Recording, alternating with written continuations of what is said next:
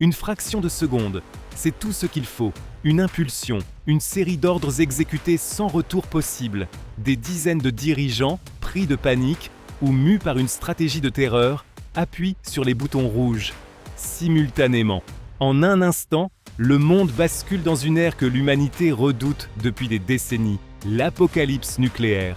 Les premières secondes sont marquées par une lumière blanche aveuglante, plus brillante que le soleil lui-même, une lueur qui déchire le ciel, qui efface l'horizon.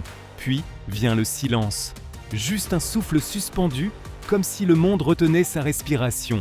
Et ensuite, le bruit, le vacarme absolu, une détonation inimaginable, une onde de choc écrasante. Les mégalopoles sont les premières à touchées. New York, Moscou, Londres, Paris, Pékin, Tokyo. En une fraction d'instant, ces capitales deviennent des cratères fumants. Les gratte-ciel se désintègrent comme du papier. Le béton fond, le verre s'évapore. Des millions de vies sont pulvérisées sans un cri.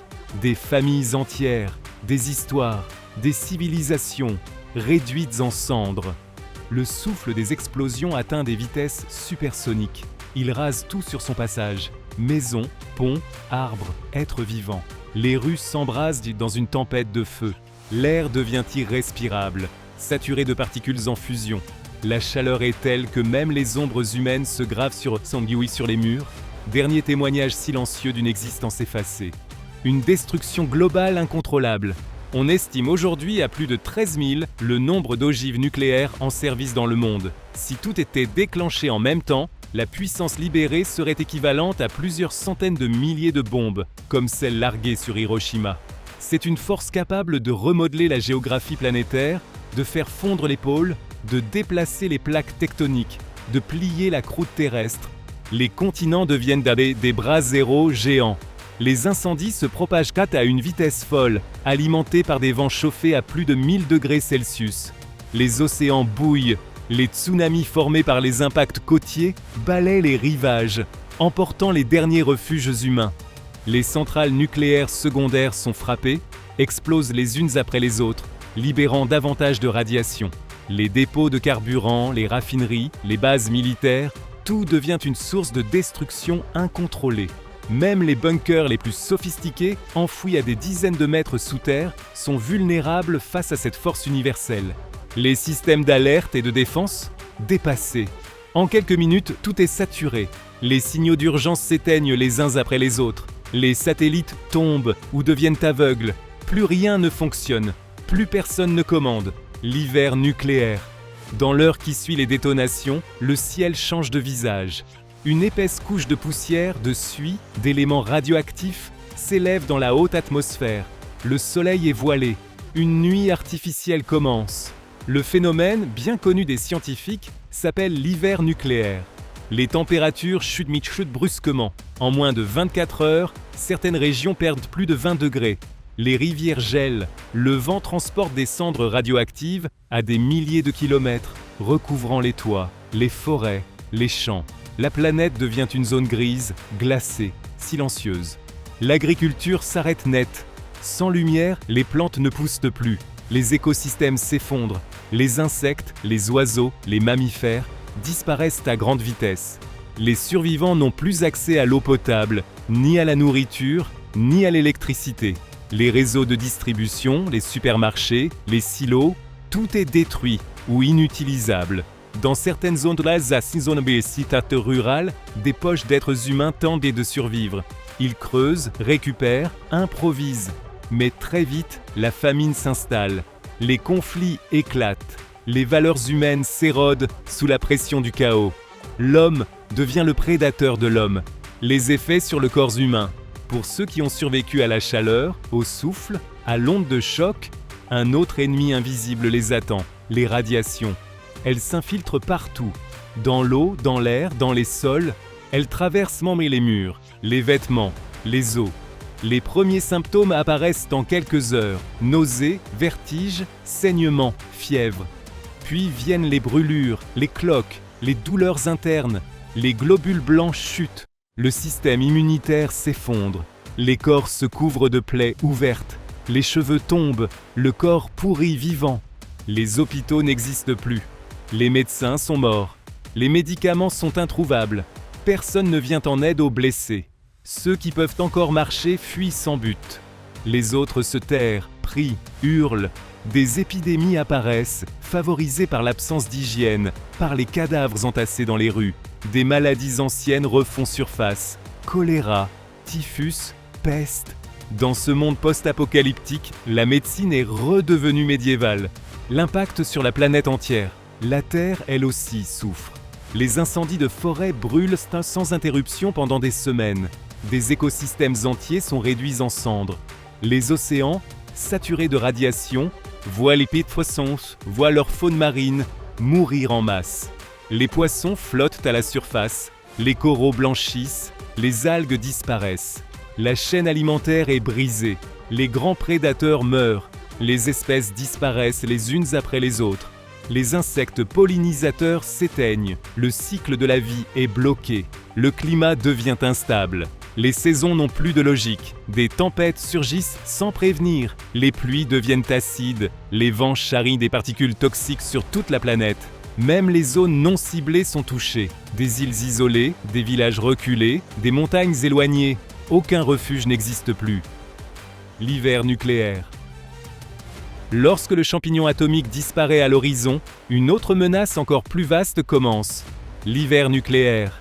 Dans les semaines suivant les explosions, une quantité massive de poussière radioactive, de suie et de cendres s'élève dans la haute atmosphère. Ce nuage épais forme une barrière opaque entre la Terre et le Soleil. Pendant des mois, voire des années, la lumière du jour est atténuée. Les jours ressemblent à des crépuscules sans fin. Le réchauffement naturel fourni par le Soleil disparaît presque totalement. Les températures chutent à des niveaux jamais vus depuis des millénaires.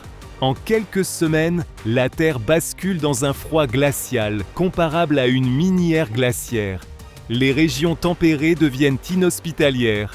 Les zones agricoles gèlent. La Terre, incapable d'absorber la chaleur, devient dure comme du béton. Les saisons sont bouleversées. Le cycle des pluies est interrompu. Les récoltes, déjà fragilisées par les radiations, ne peuvent pousser pour ici. La famine devient globale. Dans ce silence froid, la planète semble retenir son souffle. Les survivants.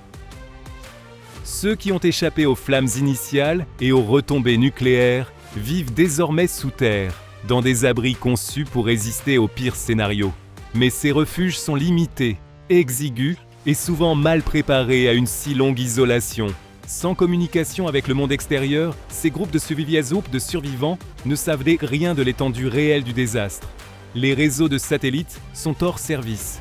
Les lignes téléphoniques sont mortes. L'Internet n'existe plus. L'obscurité règne, à l'intérieur comme à l'extérieur. Lorsqu'ils osent enfin sortir, la réalité les frappe avec violence. À la surface, il ne reste que des ruines noircies, des villes effondrées, des routes méconnaissables. Le ciel, encore couvert de nuages toxiques, semble figé dans un gris permanent. L'air, chargé de particules radioactives, est à peine respirable. La pluie, acide, détruit ce qu'il reste. La nourriture est rare, souvent contaminée. L'eau est impropre. Chaque repas devient un dilemme. Manger et risquer l'empoisonnement ou mourir de faim. Les survivants doivent recréer des structures sociales de base. Mais comment rebâtir un monde lorsque tous les fondements ont disparu? Aucun gouvernement, aucune électricité, aucune médecine. Le long terme, des milliers d'années de cicatrices. Même après que les feux se soient éteints et que les dernières braises radioactives se soient évanouies, la Terre reste profondément marquée. Certains éléments libérés par les explosions ont une durée de vie radioactive de plusieurs millénaires. Le césium-137, par exemple, mettra 30 ans à se réduire de moitié. Le plutonium peut rester dangereux pendant 24 000 ans. Les conséquences sont immenses. Les sols restent toxiques. Les nappes phréatiques sont contaminées. Les zones entières deviennent inhabitables pour des générations. La nature elle-même ne s'en remet pas. Les forêts, autrefois luxuriantes, sont transformées en déserts noirs. La faune disparaît.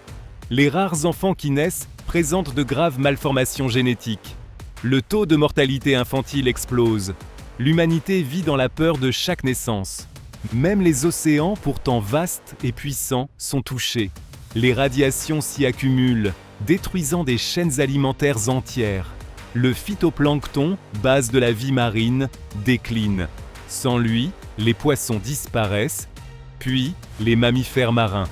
La biodiversité mondiale est amputée pour toujours. Et si cela arrivait vraiment ? On pourrait croire que ce scénario appartient à la science-fiction. Pourtant, il reste techniquement possible. Des milliers d'ogives sont encore stockées dans le monde. Certaines sont installées sur des missiles en alerte permanente, prêts à être lancés en quelques minutes. Il suffirait d'un conflit régional mal géré, d'un piratage informatique ou même d'un faux signal d'attaque pour qu'une chaîne de décision irréversible soit déclenchée. L'histoire a déjà frôlé la catastrophe à plusieurs reprises. En 1983, un officier soviétique a volontairement ignoré une alerte de lancement nucléaire, pensant à une erreur. Il avait raison. Mais s'il avait obéi, même si les dispositifs de sécurité sont nombreux, aucun système n'est infaillible. L'erreur humaine est omniprésente. Les tensions internationales restent vives et chaque nation dotée de l'arme nucléaire possède en réalité le pouvoir de détruire la planète. Une leçon pour l'humanité. Ce scénario n'est pas une prophétie, mais un avertissement. Chaque ogive nucléaire représente un potentiel de destruction mondiale. Pourtant, au lieu de les éliminer, les grandes puissances continuent de les moderniser. Les budgets militaires augmentent. Les tests, bien que discrets, se poursuivent. L'humanité semble incapable d'apprendre de ses erreurs. La menace nucléaire ne fait plus peur. Elle est devenue banale, lointaine, invisible. Et c'est justement cela qui la rend encore plus dangereuse. Penser à un hiver nucléaire, ce n'est pas sombrer dans la panique, mais retrouver une conscience de notre fragilité collective. Nous vivons sur une planète unique, avec des ressources limitées et une seule chance de bien faire les choses. Les armes nucléaires, si elles ne sont pas abolies, finiront tôt ou tard par être utilisées. Si ce voyage dans un futur possible vous a captivé, n'oubliez pas de vous abonner pour découvrir d'autres récits tout aussi fascinants.